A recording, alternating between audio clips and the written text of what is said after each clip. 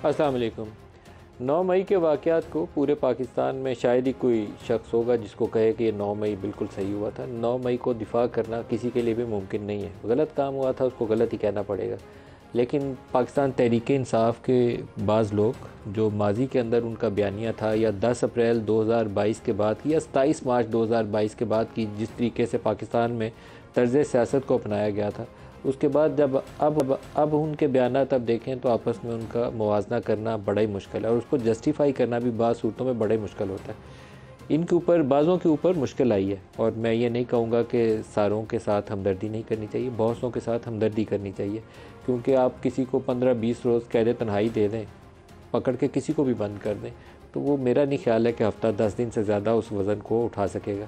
लेकिन बाज़ तो ऐसे थे, जैसे उस्मान डार वाला मामला था, तो उसके घर कारोबार, उसके घर के अंदर जो रेड हुई, मैंने उसकी वीडियो क्लिप्स उसने कुछ मेरे से शेयर की थी, मैं देखता रहा हूँ, तो मुझे लगा कि उसको ज़्यादा देर बर्दाश्त करना इन लोगों के लिए मुमकिन नहीं था। क्योंकि कोई आदमी मुजरिम तो है नहीं, सियासत में आए थे। सियासत में आने के बाद उन्होंने वही कुछ ही देखा था जो पाकिस्तान में पिछले 8-10 साल की सियासत में इन लोगों को सिखाया गया था।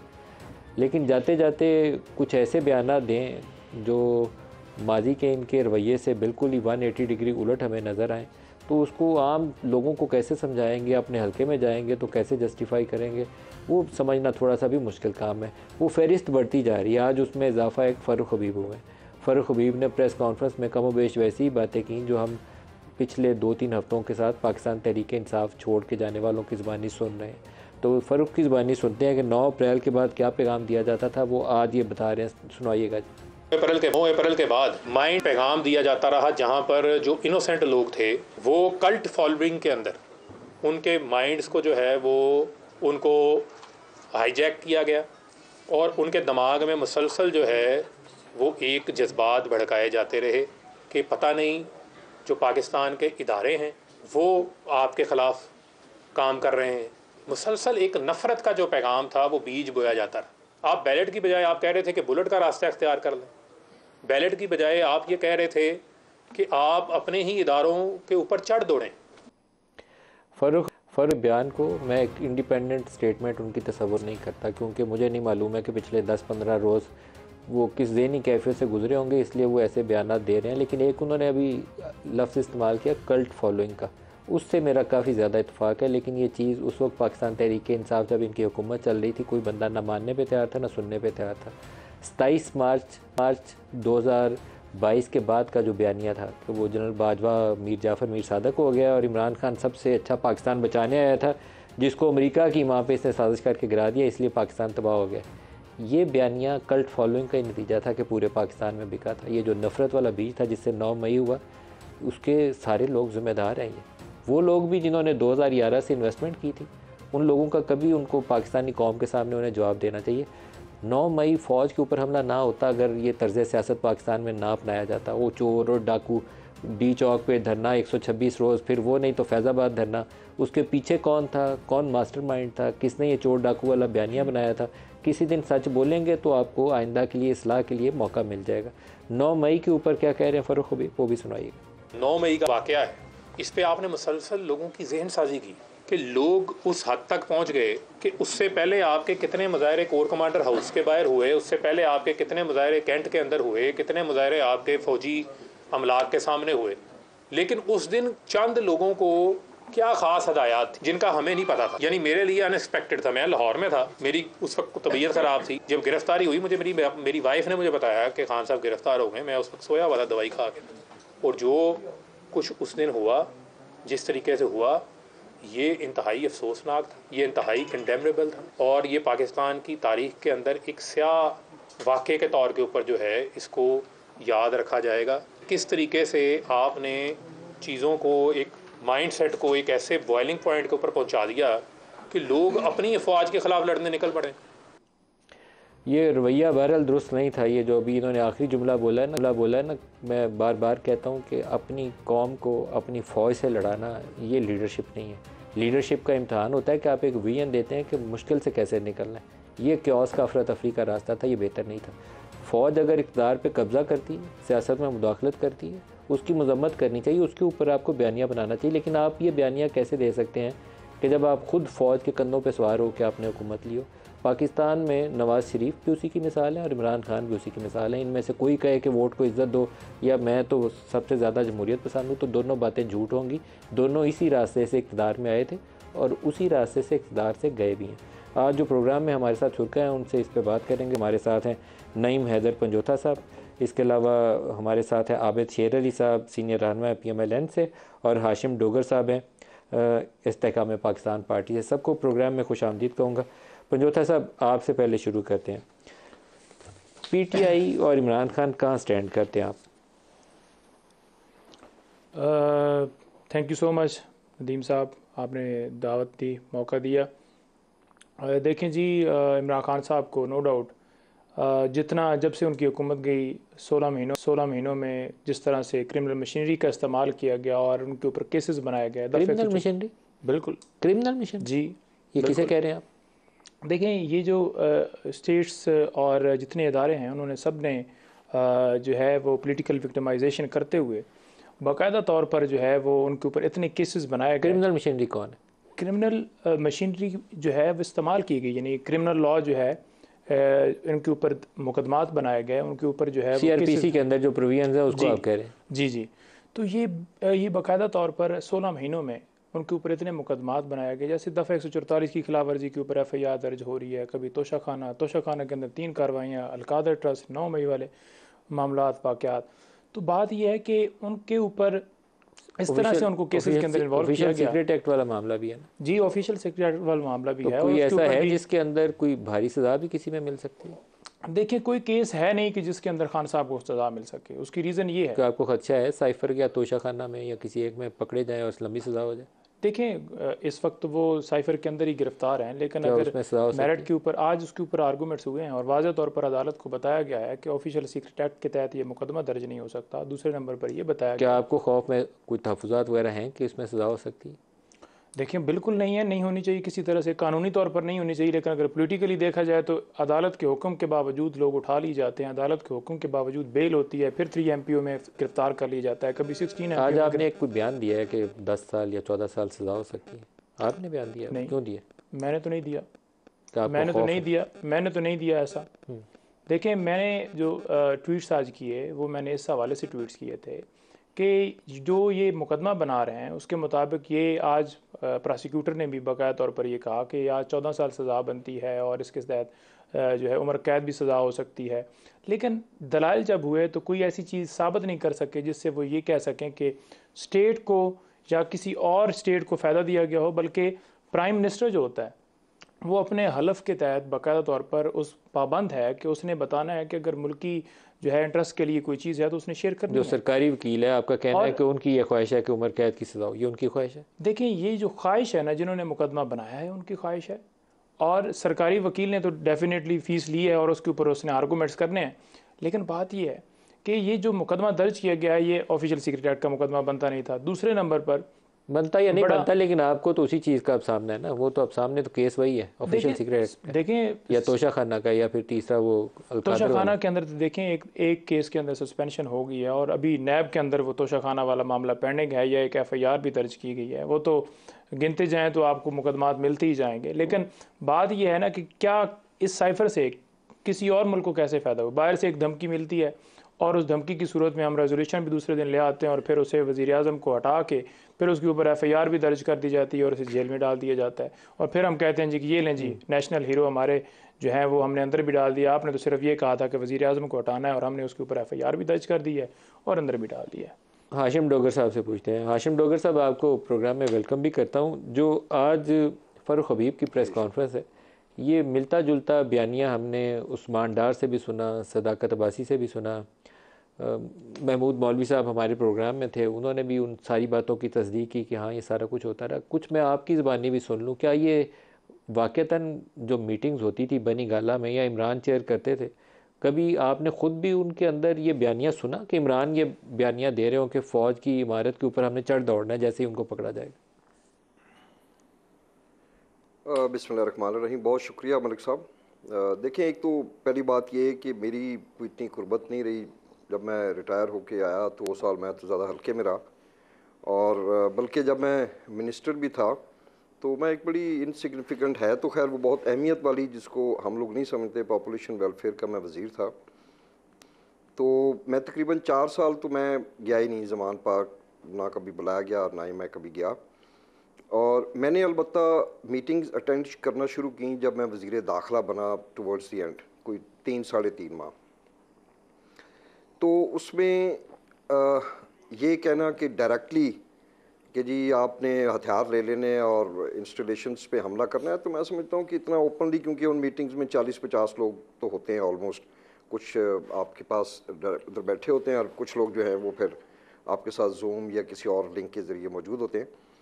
मगर कुछ चीज़ें डायरेक्टली होती हैं, कुछ इनडायरेक्टली होती हैं। इसका एक बहुत बड़ा इंडिकेटर ये था कि जब पहले इमरान खान साहब को लॉन्ग मार्च के दौरान जब वो हिट हुए, उनको बुलेट्स लगीं, तो उसके बाद इधर ज़मान पार्क से ही एक काफ़ी तादाद में लोग थे जिन्होंने उधर उसी वक्त ये प्लान हुआ या नारा लगा कि आइए हम चलते हैं जिन्ना हाउस की तरफ। ये लोग, ये मॉब वहाँ से मूव हुआ और फोर्ट्रेस स्टेडियम के सामने फिर इनको रोक दिया गया या ये रुक गए, बहरहाल रोक दिया गया, तो ये वापस चले गए। मैं समझता हूँ कि दैट वाज अ टाइम जिसमें पार्टी क़यादत को ये बैठ के सोचना चाहिए था कि अगर उन्होंने नहीं कहा तो लोग उधर क्यों गए, और अगर गए हैं तो अब इसको आइंदा हमने क्या करना है, क्योंकि ये तो नज़र आ रहा था कि खान साहब ने अरेस्ट होना है, उनके ऊपर जितने केसेस थे। तो इसका मतलब है कि उसको एंडोर्स किया गया। उसका मतलब है कि जब लोग लिबर्टी चौक में इकट्ठे हुए, और मैं पहले भी कहता हूँ कि असूल तो ये था कि वहाँ पे 4-5 लाख लोग इकट्ठे हो जाते हैं, जो खान साहब को बताया गया था कि बहुत सारे लोग आपके पीछे हैं, ये वहाँ बैठते, ये प्रोटेस्ट करते, 10 दिन बैठे रहते, तो मैं समझता हूँ कि वो तो थी एक डेमोक्रेटिक मूवमेंट। मगर वहीं पे नारा लगा, वहीं पे, और अब आप ये भी नहीं कह सकते कि वो सिर्फ कारकुन थे, अब आप ये भी नहीं कह सकते कि वो तो पता नहीं कौन लोग थे, कोई नामालूम थे, क्योंकि उनके अंदर तो हमारी पार्टी की सीनियर लीडरशिप मौजूद थी, जो कि हाशिम डोगर साहब, ये 3-4 वाक़यात हैं, ये कोर कमांडर हाउस और GHQ के सामने जाने के। एक वाक़या 10 अप्रैल 2022 को होता है, दूसरा वाक़या 25 मई 2022 को होता है, फिर इमरान खान को जिस दिन वज़ीराबाद में हिट होते हैं उस दिन तीसरा वाक़या, और ये चौथा था 9 मई।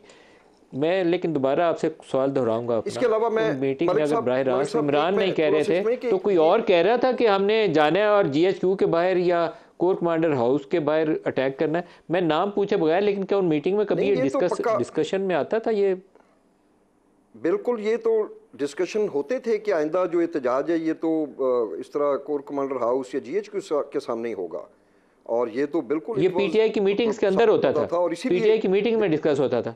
बिल्कुल ये बातें होती थी। और आप मुझे ये बताएं ना कि मलिक साहब उस दिन 9 मई को किसी वज़ीर आला के दफ्तर के बाहर गए हों, किसी गवर्नर, पूरे पाकिस्तान में जहाँ जहाँ पे भी मॉब इकट्ठा हुआ है, आप गुजरांवाला देख लें, आप मुल्तान देख लें, आप मियाँ वाली देख लें, पेशावर में देख लें, हर जगह पे जो है वो, मतलब अब आपके सामने है, ये लोग फिर किस तरफ गए, उन्होंने किस तरफ का रुख किया। ये तो एक वाक़या, देखिए 200 फौज की इमारतें थी, एयरफोर्स की और फौज की इमारतें थी जिनको अटैक किया गया, SI के ऑफिसेज भी उसमें शामिल हैं, 200 बहुत बड़ी तादाद है। तो क्या पीछे कोई ऐसा मास्टरमाइंड बैठा था जिसने बैठ के कागज़ पे ये नक्शा बनाया हो, लिखा हो कि हम गुजरांवाला में तो जाएंगे तो कोर हेडक्वार्टर के बाहर करेंगे, वहाँ जाएंगे लाहौर में तो हम जाएंगे कोर कमांडर हाउस के बाहर जाएंगे, GHQ के बाहर जाएंगे, हमजा कैंप के बाहर जाएंगे, फैसलाबाद में ISI के ऑफिस के बाहर जाएंगे? कुछ तो ऐसा होगा ना, ऑटोमेटिक तो सारी पाकिस्तान में नहीं हो सकता। वो कौन था जिसने ये कुछ चीज़ें रेगुलेट की होंगी? अच्छा, मैं उसमें ये अर्ज़ करता चलूँ कि मेरी कुर्बत रही उन 3 महीने जब मैं वज़ीर दाखिला था। जब मुझे वज़ीर दाखिला से हटा दिया गया कि मैं चाहता था कि लॉन्ग मार्च भी ना की जाए और अदारों के साथ तल्लुकात अच्छे रखे जाएँ, तो मैं पीछे हट गया। उसके बाद मैं इरिगेशन मिनिस्टर बना, मगर उसके बाद मैंने किसी मीटिंग को अटेंड नहीं किया। मगर एक माइंड सेट होता है ना, आपने ज़हन ही ऐसा तैयार कर दिया, जो हमारी नौजवान नस्ल थी, कि हमारा जो PDM को तो उन्होंने राइट ऑफ कर दिया कि वो तो अब ख़त्म हो चुका है, अब तो एक अदारा ही रह गया है, अब हमने इनके साथ निपटना है, जैसे भी निपटेंगे। तो उसके बाद तो फिर कोई आगे ताकत नहीं रह जाएगी कि हमें, यानी अब इन सारी बात क्या है, इनका मतलब तो यही है कि अगर मैं हूँ, मैं अपने बच्चों को सारा दिन ये बताऊँ एक ख़ास किसी शख्स का नाम लेके कि ये हमारा दुश्मन है, ये, तो फिर मुझे उसको अल्टीमेटली कहने की ज़रूरत नहीं है कि जाएं और आप इसको कुछ कर दें, वो फिर खुद ही कर देंगे। तो इसलिए ये सारी बदकिस्मती से वो बातें हुई कि जिसकी वजह से कितनी बड़ी मूवमेंट जो है वो बिल्कुल कोलैप्स होकर रह गई। एक सवाल का और जवाब दे दें, फिर मैं आबिद साहब की तरफ जाऊंगा। एक जो इल्ज़ाम था 27 मार्च का, जब उन्होंने वो साइफ़र को लहराया था, सबसे बड़ा इल्ज़ाम ये था कि ये अमेरिकी साजिश थी। तो ये जो बंदे टूटे थे, वो पंजाब के काफ़ी ज़्यादा आपके MNAs टूट गए थे, MPAs भी टूटे थे। तो क्या उसके पीछे आपको कहीं लगा कि वो अमेरिकी साजिश थी, या वो एक टिपिकल पाकिस्तानी पैटर्न था कि वो इलेक्टेबल्स जिसको नज़र आता है कि वो PMLN की हुकूमत आएगी तो उस तरफ मुड़ जाता है? क्या अमेरिकी साजिश थी या पाकिस्तानी सियासत का स्टाइल था वो जो बंदे टूटे थे? जी, मैं इसका आपको जवाब देता हूँ। मैं ख़ुद भी एक MPA रहा हूँ, और जब आप MPA होते हैं, MNA होते हैं, तो आपकी ख्वाहिश होती है कि जब आपको ज़रूरत हो, चलें रोज़ नहीं तो कम से कम 2 माह बाद, 3 माह बाद, अगर कोई MNA है तो उसकी ख्वाहिश होती है कि वज़ीर आज़म उसको टाइम दें। जो मेरी नाक़िस इंफॉर्मेशन है उसके मुताबिक ये जो सारे लोग उस वक्त जिन्होंने डिफेक्ट किया, समेत राजा रियाज और बाकी जो हमारे दूसरे दोस्त थे, मैं समझता हूँ कि ये लोग नाराज़ थे पिछले 2 साल से। ये लोग नाराज़ थे वज़ीर आज़म के रवैये की वजह से, और इवन वज़ीर आज़म को तो चलें आप छोड़ें, उस वक्त जो प्रिंसिपल जो इनके सेक्रेटरी थे आज़म खान साहब, ये भी इन लोगों से मिलना गवारा नहीं करते थे। तो ये फिर मैं समझता हूँ कि वो नाराज़गी इतनी बढ़ती गई कि आखिर में आके वो फिर एक 20 लोग इकट्ठे हो गए, और फिर ऑब्वियसली पाकिस्तान पीपल्स पार्टी ने उनको वहाँ से उठाया और सिंध हाउस में ले गए। तो ये मैं समझता हूँ कि इमरान खान साहब को ख़ुद भी अलहदगी में बैठ के सोचना चाहिए कि how to give respect to his MNAs और MPAs, तो फिर शायद ये इतनी नाराज़गी ना होती। मेरे ख्याल में इस चीज़ का ज़्यादा वजह थी इन लोगों की पार्टी को छोड़ने की। सही। आबिद शेर अली साहब, आपको भी खुशामदीद कहता हूँ। आप बताइएगा, इस वक्त नवाज़ शरीफ की तैयारी जो है वो ज़ोरों के ऊपर है, या पाकिस्तान तहरीक इंसाफ के टूटने का अमल ज़ोरों पर? कौन सी चीज़ का ज़्यादा वज़न है इस वक्त? बहुत शुक्रिया मलिक साहब। ये हमारा ताल्लुक़ नहीं है कि जो पार्टी जिस तरह मलिक साहब बनाई गई वो आपको भी पता है। तो ये नॉन पॉलिटिकल लोग थे, और जिस तरह से ये पार्टी बनाई गई, और RTS की ये पैदावार पार्टी तो रेज़ा हो गई है। हमारा ये कंसर्न नहीं है, ये जाने तो PTI जाने। जो इन्होंने 9 मई को किया उसके बाद ही इनका शरादा बिखरा और ये टूट फूट का शिकार हुए। पॉलिटिकल पार्टी होती तो इनकी स्टैंडिंग होती, इनकी फुटिंग होती, स्ट्रॉन्ग फुटिंग होती, तो टूट फूट का शिकार ना होते।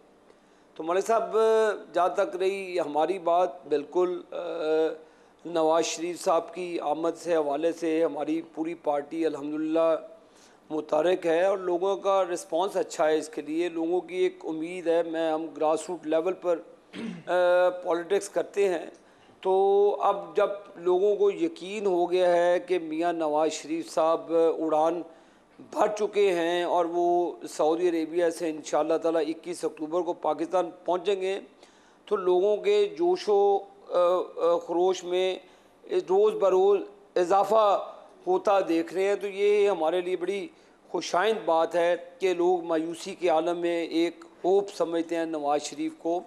तो ये चीज़ है। तो मलिक साहब, हमने माजी में भी कोई मेक एंड ब्रेक नहीं की कि पार्टियाँ बनाएं, पार्टियाँ तोड़ें। 99 में भी हमारी पार्टी पे ज़रब लगी। फिर उसके बाद जनरल मुशर्रफ के दौर पर आपको पता जिस तरह तशद्दुद हुआ हमारी पार्टी पर, इमरान खान के 2018 में आपका फ़ारूक हबीब से मुकाबला था आबिद शेर अली साहब, और आप तो आपको पता है कि अगले दिन इंतखाबी नताइज फ़ारूक हबीब के हक में गए। तो आज आपका रद्द-ए-अमल क्या है? जब फ़ारूक हबीब की प्रेस कॉन्फ्रेंस सुनी तो आपका रद्द-ए-अमल क्या है? देखिए, फ़ारूक हबीब मेरे से जीता नहीं था, वो जितवाया गया था। और अगले मेरे शहर में मेरा रिज़ल्ट हमेशा 9 बजे आ जाता, सेम नाइट। ये कौन सा कोई पहाड़ों पे रिज़ल्ट था जो अगले दिन जाके 4 बजे जाके मुझे 1100 वोट से हरा दिया और 17,000 वोट पर डबल स्टैंप लगा दी। बहरहाल ये आपको भी पता है क्या हुआ क्या नहीं हुआ। तो मैं फ़ारूक हबीब से कभी ना मैंने पहले माजी में मुकाबला किया, ना मैं अपने सियासी ओपोनेंट को इस तरह हरासा करने के ख्वाहिशमंद हूँ। मैं एक पॉलिटिकल वर्कर हूँ। पॉलिटिकल वर्कर का मतलब है कि पॉलिटिकल जो जंग है वो इलेक्शन के ज़रिए होती है। हम इलेक्शन से उम्मीद रखते हैं, आवाम से तवक्कुआत रखते हैं। मैंने कभी, ना मेरे वालिद ने, ना कभी मेरी पार्टी ने हमें ये तरजीह नहीं दी कि आप अपने ओपोनेंट को पॉलिटिकल विक्टिमाइजेशन के ज़रिए रिंग से आउट करें। तो जो किसी ने मलिक साहब किया, जो किसी ने किया होगा, जो उनके करतूत होंगे, तो उन करतूतों की बुनियाद पर ही वो पार्टी को गुड बाय कह रहे हैं। तो एक तो मुझे वो वर्ड याद है, गुड टू सी यू। तो इनको भी यही कहूँगा, अब ये जो शराजा बिखर रहे थे, मैं इस पर अब क्या कमेंट्स दूँ। तो ये उनका अपना अंदरूनी मामला है। तो ये जहाँ तक आप हमारी बात करेंगे, इंशाअल्लाह ताला मियाँ नवाज शरीफ का इस्तकबाल पाकिस्तान की तारीख का मलिक साहब इंशाअल्लाह सबसे बड़ा इस्तकबाल होगा 21 अक्टूबर को। एक ब्रेक ले लें, ब्रेक बात करते हैं।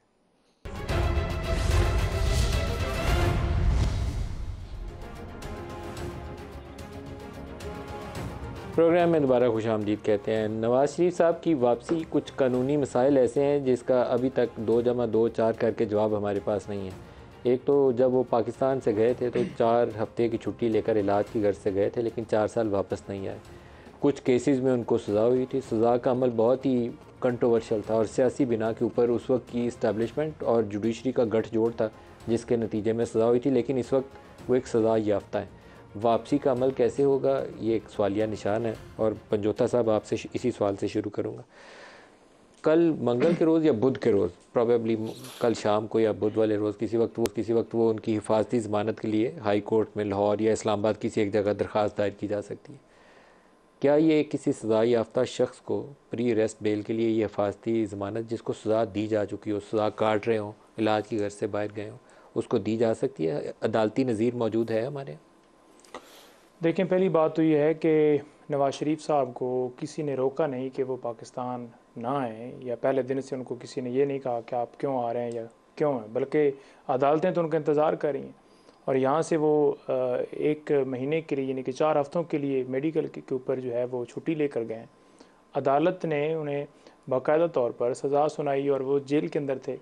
अब जेल से एक कन्विक्टेड पर्सन जो है उसको बाहर वो गए, और उनको इसके ऊपर कभी भी प्रोटेक्टिव बेल नहीं मिल सकती, क्योंकि ये बड़ा वाज़ह तौर पर कानून है, बड़ा वाज़ह तौर पर लॉ मौजूद है। और पाकिस्तान की हिस्ट्री में कभी ऐसा नहीं हुआ। हमेशा एक वाज़ह चीज़ ये है ना जी कि वो इस वक्त अंडर ट्रायल कैदी नहीं है, अंडर ट्रायल यानी कि मुलज़म नहीं है, बल्कि वो एक सज़ा याफ्ता मुजरम है। अगर किसी पे इल्ज़ाम हो और एब्सकॉन्डर हो, फिर आपको प्रोटेक्टिव बेल मिलती है कि आप सरेंडर आए करें अदालत के सामने, लेकिन यहाँ सज़ा हो चुकी है। यहाँ सज़ा हो चुकी है, तो आप कहते हैं कि यहाँ कोई ऐसी नज़ीर मौजूद नहीं है पाकिस्तान की तारीख में? मौजूद और नहीं मिल सकती। दूसरे नंबर पर आप ये देखें ना कि वो इश्तिहारी हैं, अदालत ने उन्हें इश्तिहारी करार दिया हुआ है। इश्तिहारी जो है वो ख़त्म नहीं। मुलज़म भी अगर एब्सकॉन्डर हो तो उसको प्रोटेक्टिव बेल मिल जाती है, लेकिन यहाँ वो कन्विक्टेड है। जी, ये मुजरम है।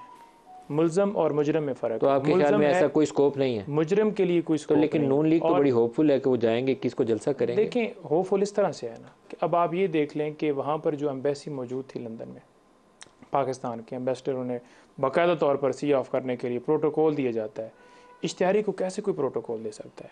बनता ये था कि जब वो वहाँ पर पहुँचे फ़ौरन जो है, आपको नहीं लगता कि वो नवाज शरीफ या इमरान खान कोई भी अगर जाता है, तो इमरान खान भी तो अभी जेल में है ना, साइफर के केस में भी है, तोशाखाना में भी है, तो उसको भी सफ़ीर को चाहिए इज़्ज़त से खुदाफिज कर दे। यहाँ तो एक चल रहा है मामला, खुद ही डालते देख लेंगे। नहीं, देखें, बात ये है कि मैं ये बात कर रहा हूँ कि नवाज शरीफ साहब जब वापस वहाँ पर दूसरे मुल्क के लिए ट्रैवल कर रहे थे, 3 टाइम तो वहाँ पर जो अगर सफ़ीर ने इज्जत दे दिया तो आपको अच्छा नहीं लगा? नहीं, इश्तिहारी है ना भाईजान। अच्छा, वो ये तो नहीं है ना कि उनकी मुकदमे में बेल हुई है या वो उनके ऊपर कोई मुकदमा दर्ज है। अच्छा, डोगर साहब से इसका जवाब पूछते हैं। डोगर साहब, आपने मुख्तसर ही अरसा पाकिस्तान पंजाब में होम मिनिस्ट्री चलाई है, लेकिन पंजाब हुकूमत का उसमें किरदार था जब ये बाहर गए नवाज शरीफ, वापसी के ऊपर जेल जाना पड़ेगा या प्री अरेस्ट बेल मिलेगी? आपकी क्या ओपिनियन है? देखिए, मैं तो हमारे साथ ये भाई बैठे हुए हैं पंजोता साहब, ये तो एक लीगल एक्सपर्ट है, मैं तो नहीं हूँ, मगर इनकी बातों में वज़न है। मगर मलिक साहब, इस मुल्क की तारीख ये है कि मियाँ मोहम्मद नवाज शरीफ साहब हमेशा आते भी प्रोटोकॉल के साथ हैं और जाते भी फिर एक ख़ास किस्म के प्रोटोकॉल के साथ ही हैं। तो अब देखते हैं कि इस दफ़ा ये जिस प्रोटोकॉल के साथ आ रहे हैं, ये प्रोटोकॉल कितना अर्सा रहेगा, क्योंकि तारीख़ तो कोई इतनी अच्छी नहीं है। वो होता यही है कि 2-4 महीने काम चलता है, फिर काम बिगड़ जाता है। तो बाकी आई डोंट नो किस लेवल की अंडरस्टैंडिंग है। लग तो यही रहा है कि आ जाएंगे प्रोटोकॉल के साथ, जलसा भी करेंगे और पता नहीं अब रिलीफ क्या क्या मिलता है। मगर असल सवालिया निशान ये है कि ये प्रोटोकॉल रहेगा कितना अर्सा। बाकी ये आपको क्यों देशा है कि 3-4 महीने से ज़्यादा नहीं चलना? माजी का रिकॉर्ड इस तरह है ना, वो जैसे बदकिस्मती से एक हमारी तारीख बन गई कि पाकिस्तान ने कभी भी भारत को वर्ल्ड कप में शिकस्त नहीं दी, तो वो आज तक वो तारीख दोहराई जा रही है। अगर आप 85 से शुरू करें तो आज 2023 के अंदर तारीख तो यही है कि प्रोटोकॉल आता है, फिर जाता है, फिर आता है, फिर जाता है। अब ये चौथी पांचवी सर, लेकिन हमने इंडिया को वनडे इंटरनेशनल में कभी वर्ल्ड कप में नहीं हराया, लेकिन T20 में हमने हराया हुआ है, ज़हन में रखिएगा। लंबा मैच नहीं हरा सकते, छोटे मैच में शिकस्त दी हुई है। देखे ना, असल तो बैटल वही है ना जी, ये जो वर्ल्ड कप के जो मैचेस हैं और बदकिस्मती से वो हम नहीं जीते। मेरा सिर्फ एक सवालिया निशान ये है कि आज जो इतनी उम्मीद पूरी कौम को दी जा रही है, बड़े एक्साइटेड हैं नून लीग वाले, अच्छी बात है, उनके लीडर हैं, उनको आना चाहिए और मैं उनके आने के हक़ में हूँ। तो मतलब करेंगे क्या कोई इस दफ़ा नए वज़ीर ख़जाना लाएंगे? क्या कोई इस दफ़ा कोई नए मतलब वज़ीर ख़ारजा लाएंगे कि जो पूरी दुनिया के साथ मामलात अच्छे कर देगा, मुल्क में मईशत? इससे तो देखें ना, 16 माह के अंदर इतनी मायूसी फैली।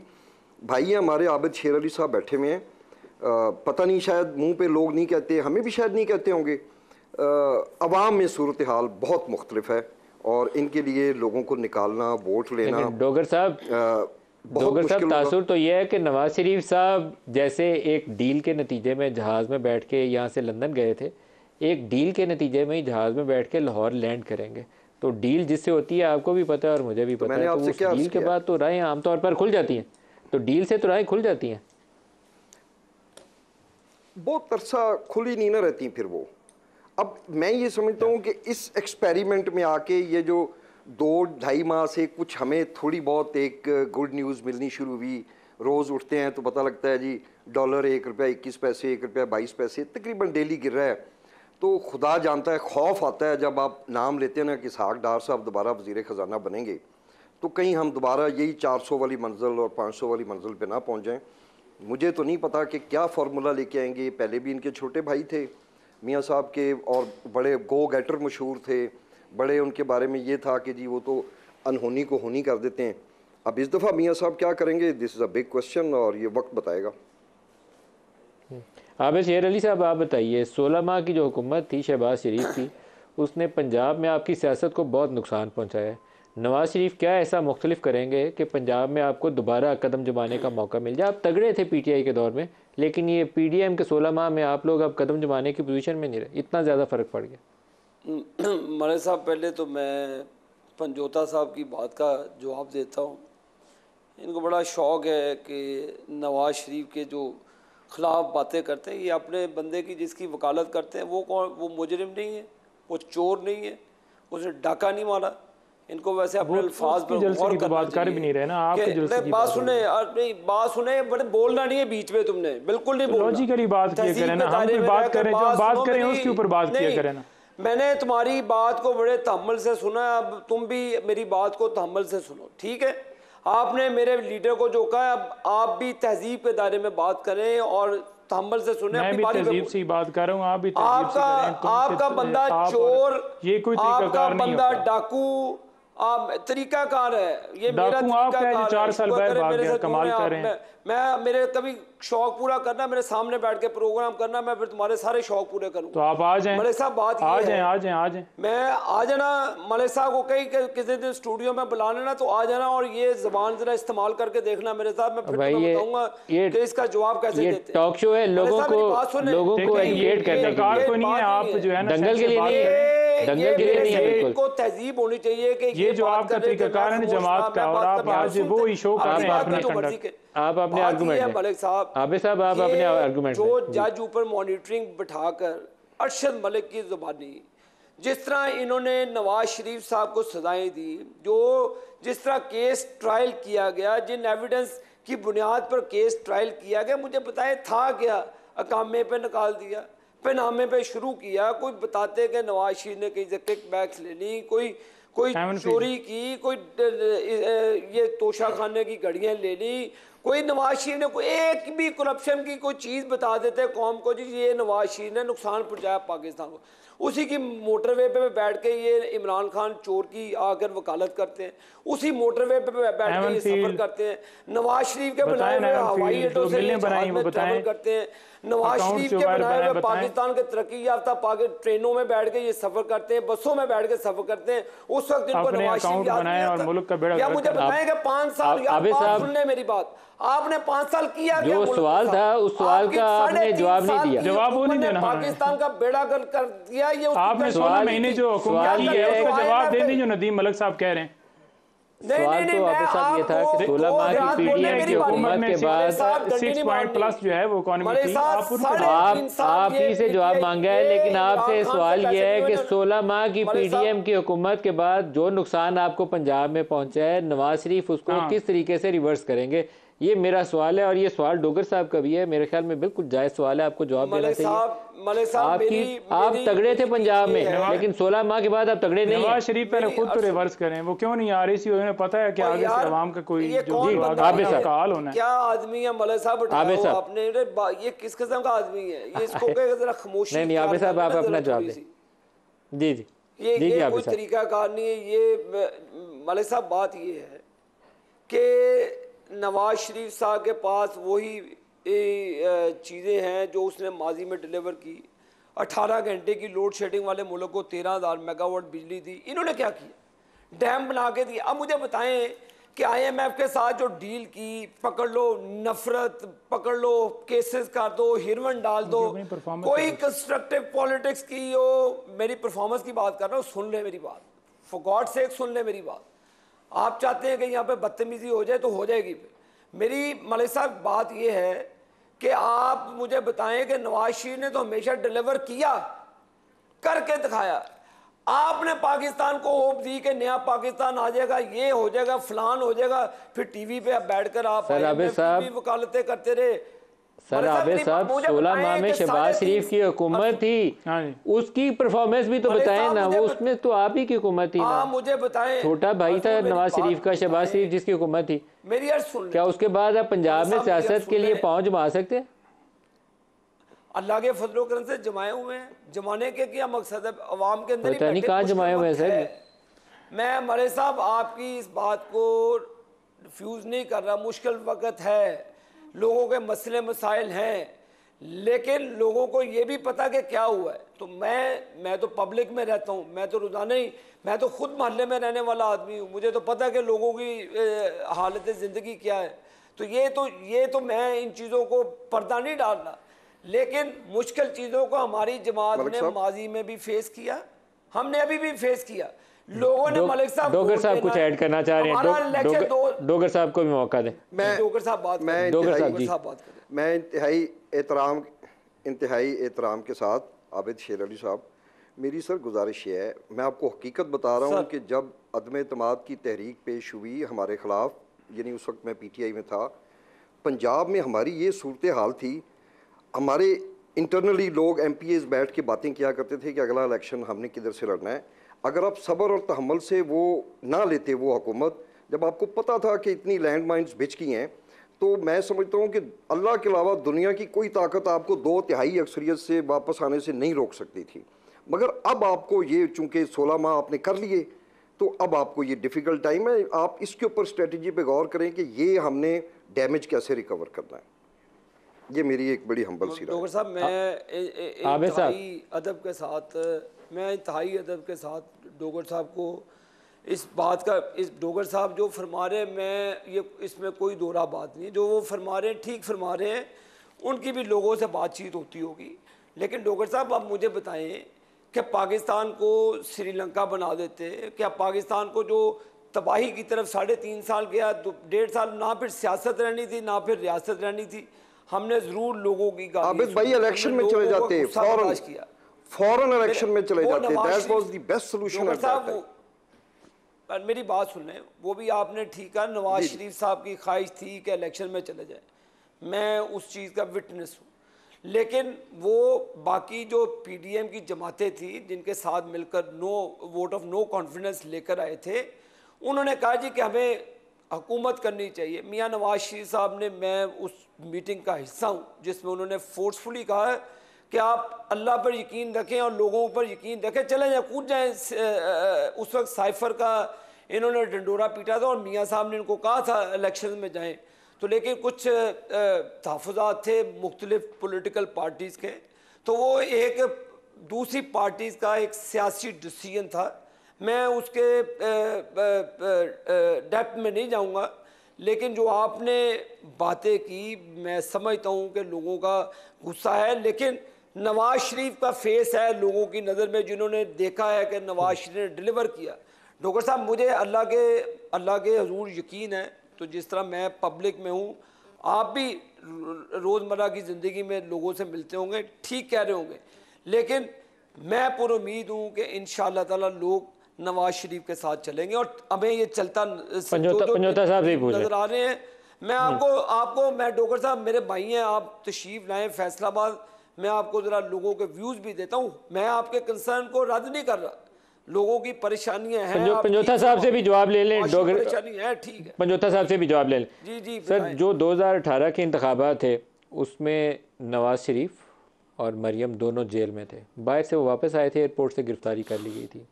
आपके पार्टी के लीडर जो थे इमरान खान उस वक्त इस्टेब्लिशमेंट से मिले हुए थे और बेनिफिशरी थे उस पूरे अमल के। इस दफ़ा बज़ाहिर तासुर यही है, कल को क्या होगा पता नहीं है, कि इस दफ़ा इमरान खान जेल में होंगे और जो कुछ पिछली दफ़ा आबिद शेर अली ने कहा ना 18,000 वो डबल स्टैंप्स लगी, ये नया फार्मूला है। 2013 में भी चला था, 2018 में भी यही फार्मूला चला था। रिजेक्टेड वोट्स की तादाद जो है वो जीतने और हारने के फ़र्क से ज़्यादा निकल आती है। तो अगर वही फार्मूला चलता है तो फिर कंटिन्यूएशन होगी 13, 18 और अब 24। देखें, बात यह है कि पहले तो 90 डेज़ के अंदर इलेक्शन होने चाहिए थे और होने चाहिए क्योंकि आईन पाकिस्तान वाज़ेह है। Number 2, free and fair election जो हैं वो होने चाहिए। फ्री एंड फेयर इलेक्शन का क्या मतलब है? वो यही है कि लेवल प्लेइंग फील्ड तमाम जमातों को पिछली दफ़ा थी लेवल किसी तरह से किसी 18 में थी लेवल प्लेइंग विक्टिमाइज ना किया जाए। इमरान खान जिस वक्त उस वक्त लाडले बने हुए थे एस्टेब्लिशमेंट के, वो काम उसको मुनासिब था उसके लिए इमरान खान। देखिए, मैं ये गुजारिश कर रहा हूँ कि अगर किसी के ऊपर आपने भी सही लफ्ज़ इस्तेमाल किया था कि वो हीरो, क्रिकेट का हीरो था, 92 का वर्ल्ड कप जीता हुआ था, क्या उसके लिए यही रास्ता था कि वो जाके एस्टेब्लिशमेंट की गोद में बैठ के हुकूमत लेता? देखिए, मैं ये गुजारिश कर रहा हूँ कि लेवल प्लेइंग फील्ड का मैं क्या मतलब है, मैं ये नहीं कह रहा कि 18 में लेवल प्लेइंग फील्ड कहाँ थी, क्या 18 में पार्टी हो। देखिए, अगर किसी का मुकदमा जेन्युइन था तो उसने उस हिसाब से ट्रीट होना था, और अगर किसी को पॉलिटिकल विक्टिमाइज किया गया तो वो किया गया चाहिए था। तो मैं वही गुजारिश कर रहा हूँ, मैं तो कह रहा हूँ नवाज शरीफ की सजा का अमल था वो शफाफियत से आ रही था। नंबर 2, जो साकिब निसार साहब ने जिस तरीके से सुप्रीम कोर्ट को मैनेज किया था और जिस वक्त जो इस्टेब्लिशमेंट का रोल था, उसमें कोई दो राय नहीं है, ढकी छुपी बात ही नहीं है। दूसरी जो आपने सवाल किया वो आपने ये किया कि पाकिस्तान तरीके इंसाफ आएगी या नहीं आएगी। इस वक्त हम आएगी नहीं आएगी, मैं तो कह रहा हूँ कि इमरान खान मोस्ट लाइकली आइंदा इलेक्शन में जेल में होंगे और पीटीआई के लिए इंतखाबात। देखिए, केसेस अगर देखे जाएँ तो 1 मिनट के लिए भी इमरान खान साहब को अंदर नहीं रखा जा सकता अगर केसेस देखे जाएँ। लेकिन अगर आपने अदालत का हुक्म भी नहीं मानना, आइन को भी नहीं देखना, कानून को भी नहीं देखना, पाकिस्तान पीनल कोड को भी नहीं देखना, CRPC को भी नहीं देखना, किसी आपने जो है वो लॉ को नहीं देखना, तो फिर आप उन्हें अंदर डाल रखें। मुकाफाते अमल का मतलब अगर समझना हो ना तो 18 और 24 के इंतखाबात का फिर आपको समझना आसान हो जाएगा। 18 में जो कुछ वो करके आए थे अपने मुखालफों के साथ, वही कुछ आज अपने साथ। देखिए, उन्होंने क्यों करना था? कमाल आपका, क्या उन्होंने केसेस बनाए थे? किसने? क्या उन्होंने करप्शन के हवाले से झूठे केसेस बनाए थे? केस अभी जिसने बनाए उस वक्त भी वैसे ही बने थे। सबके एसेट्स निकाल लेना, इमरान खान के भी निकाल रहे हैं कि वजीर आज़म बनने से पहले उसके क्या थे, और इनके भी निकाल लें कि जितनी दफा ले लें। देखिए, अलकादर का अगले दिन भी आपने सवाल किया, एक सवाल मेरा मुकम्मल होना दिया करें तो फिर दूसरा 450 अलकादर ट्रस्ट केस के अंदर 1 रुपए की भी करप्शन बता दें कि इमरान खान के अपने अकाउंट में बयान है जो शहबाज शरीफ कहते हैं कि 1 ढेले की करप्शन निकला ही, तो मैं वही कह रहा हूँ ना जी, यहाँ पे भी 1 रुपए की करप्शन। देखिए, मैं ये कह रहा हूँ कि क्या उनके अकाउंट में पैसे हैं, सारी दुनिया मानती है, जो केस बनाया गया सबको पता है, सुप्रीम कोर्ट में पड़े, तो फिर इमरान खान रियाज मलिक के पैसे क्यों दिए 190 मिलियन पाउंड? अलकादर की वो बड़ी वजाहत तो उसमें दे चुके हैं कि अगर हम केस लड़ते इतना मुल्क का जो है वो मनी लगनी थी, और उसके ऊपर उन्होंने बड़ी वाज़ेह तौर पर अपने दो चीज़ों की कोई जस्टिफिकेशन नहीं है। डॉक्टर साहब, देखिए, आप ना माने, फिर आप वन साइडेड अगर करना है तो ठीक है, वो तो ना मानने वाली बात तो फिर आपकी अपनी है ना। ये जो रियलिटी चेक है ना वो आपको करना चाहिए। हाशिम डॉक्टर साहब, वन लाइनर। जी।